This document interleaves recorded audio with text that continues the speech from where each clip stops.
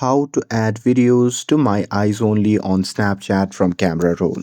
Hey everyone, welcome back to the channel. In today's video, I'll show you how to add photos and videos to my eyes only on Snapchat from camera roll. So now without further ado, let's get started. So here, first thing first, open the Snapchat app on your phone and make sure that you're logged in to your account.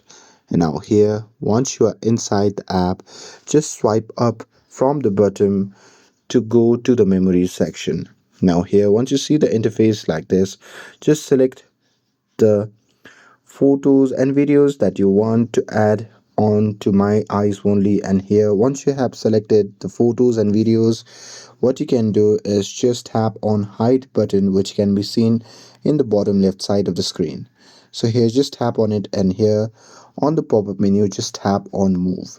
And once you do that, the photos will move to my eyes only folder. And that's it. That's how you can add photos and videos to my eyes only. And with this, if you found this video helpful, then don't forget to like, share, and subscribe to get updated for more videos. Thanks for watching, and I'll see you in the next video.